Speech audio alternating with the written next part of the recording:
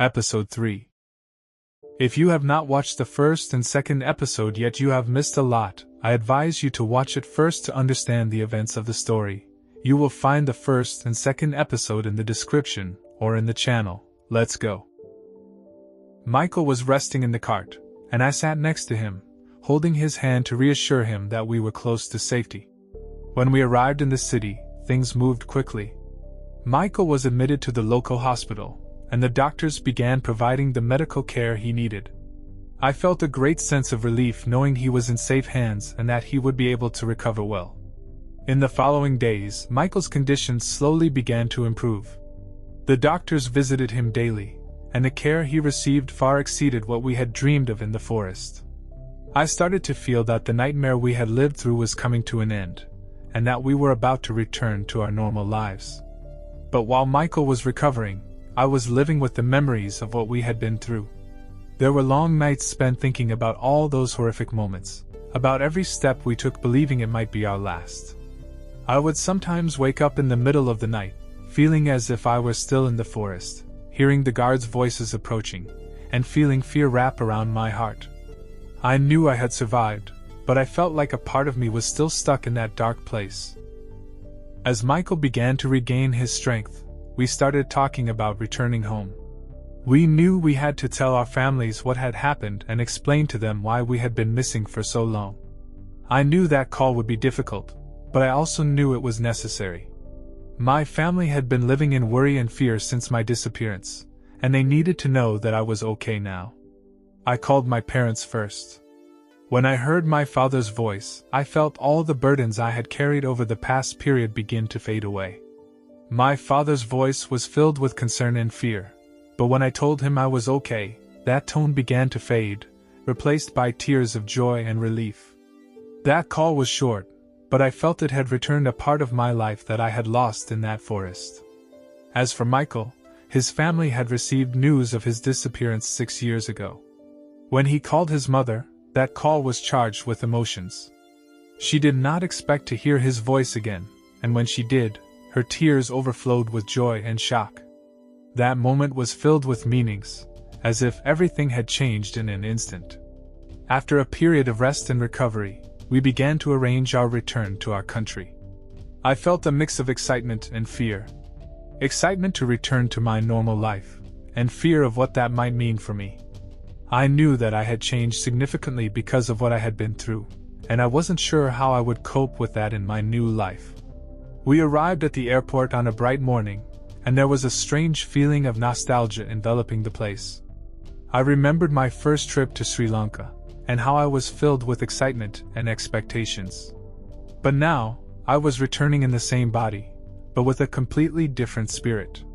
The experience I had gone through had shaped me in ways I had not anticipated. When we boarded the plane, I sat next to Michael, and we were both silent. There were many words we had yet to say, and we knew that talking about what we had been through would not be easy. But there was also a sense of comfort in knowing that we had survived, and that we had gotten through the toughest times together. I couldn't believe we were about to return to our normal lives. I was looking out of the airplane window at the white clouds passing beneath us, as if they symbolized the new chapter we were about to open in our lives. A feeling of uncertainty overwhelmed me. I knew that the return wouldn't be easy, but I was ready to face whatever came next. After hours of flying, the plane finally arrived at our home airport. The landing was smooth, but my heart was racing violently. I wasn't sure how I would cope with the new reality waiting for me. I knew I would face endless questions from friends and family, and I had to find a way to express what we had been through without burdening them with all the details of pain and horror.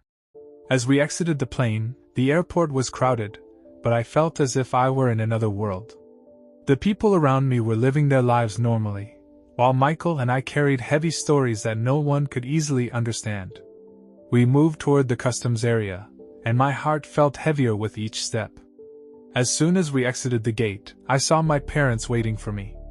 Their faces were filled with tension, but when my mother saw me, she began to cry and ran toward me to hug me. Her embrace was warm and comforting, but it also carried all the fear and pain I had felt during my absence. I was trying to hold myself together, but my tears began to flow uncontrollably. In that moment, I felt that I had finally returned to where I belonged, to the safety of my mother's embrace. As for Michael, he was standing next to his mother, who appeared surprisingly composed. She was holding his hand and looking at him with tenderness and astonishment, as if she couldn't believe he had returned to her. There was a deep silence between them, but it was a silence filled with love and understanding. After a few moments, Michael began to speak in a soft voice, and his mother listened to him attentively, without interrupting. Those moments were filled with conflicting emotions. I was happy to be back, but I felt the weight of the memories I had brought with me. I knew that it would take a long time to process everything that had happened, and that I would have to confront many internal questions about whether I would be able to return to my previous life normally. In the following days, my life began to return to its normal course, but something had changed within me. I found it difficult to sleep, and sometimes I would wake up in the middle of the night hearing the sounds of the forest, and feeling fear taking over me. I avoided talking about the experience with others, not because I didn't want to remember, but because I knew that words would not be enough to describe what we had gone through. At the same time, I felt an urgent need to connect with Michael. The experience we had gone through had created an indescribable bond between us, and we knew that each of us understood what the other was feeling without the need for many words. We began to spend more time together, talking about ordinary matters, but we knew that the experience we had lived was always present in the background of our conversation. Over time, things began to improve. I felt like I was regaining my strength, and the dark memories started to lose their intensity. But I knew that this experience had changed me forever. I was no longer the same person I was before traveling to Sri Lanka. There was a new maturity and a deeper understanding of life and human suffering. I saw the world from a different perspective, and there was a strong desire to help others who might be trapped in difficult situations like we had been.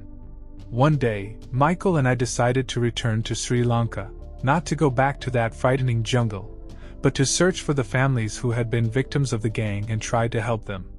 We had a strong motivation to turn that painful experience into something positive, to make our suffering a reason to alleviate the suffering of others. When we returned to Sri Lanka, things were different this time. We had organized everything well and received support from some local humanitarian organizations. We started by visiting the villages surrounding the jungle, talking to people and trying to understand what they had been through. Those visits were filled with emotions, and we found ourselves facing very painful stories, but they were also a source of strength and inspiration for us. There was a deep sense of satisfaction as we helped others.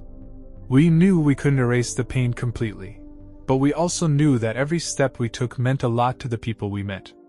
We were rebuilding trust in their hearts and helping them regain their lives.